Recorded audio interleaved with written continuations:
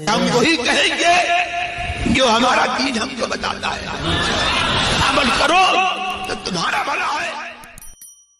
بعد اعوذ باللہ من الشیطان الرجیم، بسم اللہ الرحمن الرحیم۔ ان اللہ وملائکتہ یصلون علی النبی یا ایہا الذین آمنوا صلوا علیہ وسلموا تسلیما۔ اللہم صلی علی سیدنا وشفیعنا وحبیبنا ومولانا محمد وبارک وسلم صلاۃ وسلام علیک یا رسول اللہ صلی اللہ تعالی علیہ وسلم۔ آقا کریم صلی اللہ تعالی علیہ وسلم کی بارگاہ کے مؤذنین بھی بڑے مقام و رتبہ والے ہیں۔ آج کی اس محفل میں ہم ان خوش نصیب حضرات کا تذکرہ کریں گے جو بارگاہ رسالت مآب صلی اللہ تعالی علیہ وسلم کے مؤذنین ہیں۔ ان میں سے ایک نام تو بڑا مشہور ہے، حضرت بلال رضی اللہ تعالیٰ عنہ کا۔ یہ حضرت بلال جن کی والدہ حمامہ ہیں، اور یہ مکہ اور یمن کے درمیان ایک مقام کے رہنے والے ہیں۔ یہ پہلے شخص تھے جنہوں نے مکۃ المکرمہ کے اندر اپنے اسلام کا اظہار کیا۔ حضرت عبداللہ ابن مسعود رضی اللہ تعالی عنہ فرماتے ہیں کہ 7 لوگوں نے پہلے اپنے اسلام کا اظہار کیا، انہی میں ایک حضرت بلال بھی ہیں۔ اور ابتدائی اسلام میں اپنے ایمان کا اظہار کرنا یہ بڑا مشکل کام تھا، کیونکہ جب کوئی ایمان کا اظہار کرتا تھا تو اسے ظلم و ستم کا نشانہ بنایا جاتا تھا۔ امیہ بن خلف یہ حضرت بلال کا مالک تھا، دوپہر کے وقت مکہ کے ریگزاروں میں لے جاتا، گلے میں رسی باندھ کر کے لٹا دیتا، بڑا پتھر ان کے سینے پہ رکھتا اور اس سے ان کو کوٹتا تھا تاکہ یا تو یہ جان دے دیں یا پھر اللہ کے رسول علیہ السلام کے مقدس غلامی کے رشتے سے باہر آ جائیں۔ اللہ کے رسول صلی اللہ تعالیٰ علیہ وسلم کی محبت چونکہ ان کے رگوں پہ میں تھی، انہوں نے ایمان کا دامن نہیں چھوڑا، اور آخر یہ بدبخت جو حضرت بلال کا آقا تھا، بدر کے میدان میں حضرت بلال کے ہاتھوں یہ مارا گیا۔ ایک دن حضرت بلال کو یہ بہت تکلیف پہنچا رہا تھا۔ سیدنا صدیق اکبر رضی اللہ تعالیٰ عنہ کا گزر ہوا، انہوں نے ایک حبشی غلام کے بدلے ان کو خرید لیا اور آزاد کر دیا۔ اور ایک روایت میں یہ ہے کہ حضرت سیدنا صدیق اکبر نے حضرت بلال کو اس حال میں خریدا کہ بہت بڑے پتھر کے نیچے آپ دبے ہوئے تھے۔ اللہ کے رسول علیہ السلام نے حضرت صدیق اکبر سے فرمایا کہ اگر ہمارے پاس مال ہوتا تو میں بلال کو خرید لیتا۔ اس کے بعد میں حضرت ابوبکر صدیق حضرت عباس سے ملے اور ان سے کہا کہ میرے لیے بلال کو خرید دو، اور چونکہ حضرت عباس یہ امیہ کی بیوی کے پاس گئے اور وہ ان کے لے پالک تھے، لہذا اس طرح حضرت بلال کو اس بدبخت کی غلامی سے آزادی ملی۔ حضرت عمر رضی اللہ تعالیٰ عنہ فرمایا کرتے تھے کہ حضرت سیدنا صدیق اکبر ہمارے سردار ہیں اور انہوں نے ہمارے سردار یعنی بلال کو آزاد کرایا، یعنی حضرت بلال کو بھی آپ نے سردار کا۔ اور مشہور یہی ہے کہ اللہ کے رسول علیہ السلام کے وصال کے بعد میں حضرت بلال ملک شام چلے گئے تھے۔ حضرت صدیق اکبر نے بہت اصرار کیا تھا کہ مدینے میں رہیں، اذان کہیں، لیکن حضرت بلال نے کہا کہ اگر مجھے اللہ کی رضا کے لیے آپ نے خرید کر کے آزاد کیا تو مجھے چھوڑ دیں اور آزادی دے دیں۔ تو انہوں نے کہا کہ میں نے اللہ کی رضا کے لیے آزاد کیا ہے، تو اس طرح ملک شام چلے گئے۔ جب حضرت سیدنا فاروق اعظم رضی اللہ تعالیٰ عنہ اپنی خلافت کے زمانے میں ملک شام تشریف لے گئے، حضرت بلال وہیں پر تھے۔ انہوں نے حضرت بلال سے کہا کہ اذان کہو، تو حضرت بلال نے آپ کے کہنے پر وہاں پر اذان کہی۔ بیان کیا جاتا ہے کہ اس دن سے زیادہ کسی کو اتنا شدید روتا ہوا نہیں دیکھا گیا۔ اور ایک روایت میں یہ بھی ہے کہ حضرت بلال جب شام تھے تو 6 مہینے کے بعد ہمیں خواب میں اللہ کے رسول علیہ السلام کی زیارت ہوئی۔ آقا کریم علیہ السلام نے ارشاد فرمایا بلال اتنا ظلم کہ ہماری زیارت کو نہیں آتے۔ اس کے بعد میں حضرت بلال مدینہ منورہ کی طرف چل پڑے۔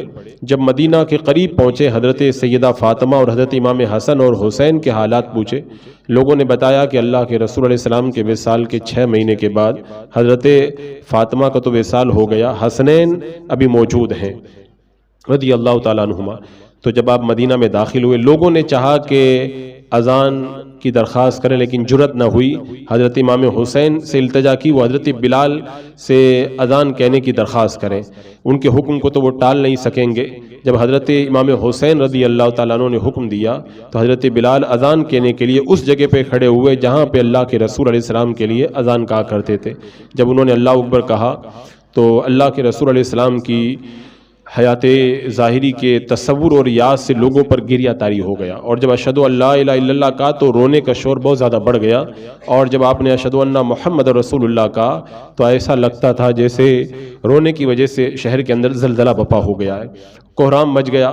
ایسا لگتا تھا کہ اللہ کے رسول علیہ السلام آج ہی دنیا سے رخصت ہوئے ہیں. اس کے بعد میں حضرت بلال میں اذان کہنے کی طاقت نہ رہی اور نہ لوگوں میں آگے سننے کی طاقت رہی. حضور اکرم صلی اللہ علیہ وسلم نے حضرت بلال سے فرمایا, بلال کیا بات ہے کہ میں جنت میں داخل ہوا تو تمہاری جوتیوں کی آواز میں نے سنی, مجھے بتاؤ تم ایسا کون سا عمل کرتے ہو؟ عرض کی یا رسول اللہ, جو نمازیں مجھ پر فرض کی گئی ہیں میں انہیں خوب طہارت کے ساتھ پڑھتا ہوں. حضرت بلال جب اس حدیث کو بیان کرتے تھے تو رونے لگ جایا کرتے تھے. یعنی یہ بڑی سعادت مندی کی بات ہے کہ آقا فرما رہے ہیں بلال تمہاری جوتیوں کی آواز جو ہے میں جنت میں سن رہا ہوں. اور حضرت بلال کا یہ وصال جو ہے وہ دمشق میں ہوا تھا. باب صغیر کے پاس آپ کی تدفین ہوئی. آپ کی عمر شریف جو ہے وہ 60 سے کچھ اوپر تھی. اللہ کے رسول علیہ السلام کے دوسرے مؤذن ہیں حضرت ابن ام مکتوم رضی اللہ تعالیٰ عنہ. ان کا نام عبداللہ ابن عمر ہے اور ان کی والدہ کا نام عاتقہ بنت عبداللہ ہے. یہ قدیم الاسلام ہے. حضرت مصعب بن عمیر کے ساتھ اللہ کے رسول علیہ السلام سے رسول اللہ علیہ وسلم سے قبل انہوں نے ہجرت کر لی تھی. یعنی آقا کریم علیہ السلام ابھی مدینہ نہیں گئے تھے, اس سے پہلے انہوں نے ہجرت کر لی تھی. اور اللہ کے رسول علیہ السلام جب مدینہ سے باہر جاتے تھے تو ان کو اپنا خلیفہ بنا کے جاتے تھے. اور بعض روایتوں میں آتا ہے 13 مرتبہ اللہ کے رسول علیہ السلام نے ان کو اپنا خلیفہ بنایا ہے. غزوہ تبوک کے موقع پر بھی اللہ کے رسول علیہ السلام نے ان کو اپنا خلیفہ بنایا اور حضرت علی کو اہل و عیال کے اوپر چھوڑا تھا. حضرت ابن ام مکتوم رضی اللہ تعالیٰ عنہ حضرت بلال کے ساتھ میں اذان کہا کرتے تھے. اور حضرت ابن ام مکتوم ہی کے بارے میں وہ سورہ نازل ہوئی تھی عبس وتولی ان جاءہ الاعمی. پورا واقعہ بڑا مشہور ہے. ان کا وصال مدینہ منورہ کے اندر ہوا تھا. اللہ کے رسول علیہ السلام کے تیسرے مؤذن ہیں حضرت ابو محذورہ رضی اللہ تعالی عنہ. ان کا نام اوس بن مغیرہ ہے اور یہ اللہ کے رسول علیہ السلام کے لیے مکۃ المکرمہ میں اذان دیا کرتے تھے. اور مکہ میں ابو محذورہ رضی اللہ تعالیٰ عنہ کے اذان میں ان کے بھائیوں میں سے جو بنی سلامان بن ربیہ بن سعد میں سے تھے یہ وارث ہوئے. ابن مخیر کا بیان ہے کہ میں نے ابو محذورہ کو دیکھا کہ وہ اپنے سر پر بال رکھتے تھے. میں نے کہا کہ تم اپنے بال کٹواتے کیوں نہیں ہو؟ انہوں نے کہا کہ ان بالوں کو میں کیسے کٹواؤں, یہ وہ بال ہیں جن کو اللہ کے رسول علیہ السلام نے چھوا ہے, یہ تو بابرکت بال ہیں یہ تو, اور ان میں برکت کی اللہ کے رسول علیہ السلام نے دعا فرمائی ہے. یہ مکۃ المکرمہ میں سن ہجری 59 میں انتقال ہوا ان کا. انہوں نے ہجرت نہیں کی تھی, یہ ہمیشہ مکہ ہی میں رہے اور مکہ ہی کے اندر ان کا وصال ہوا. اللہ کے رسول علیہ السلام کے چوتھے مؤذن ہیں حضرت سعد قرز.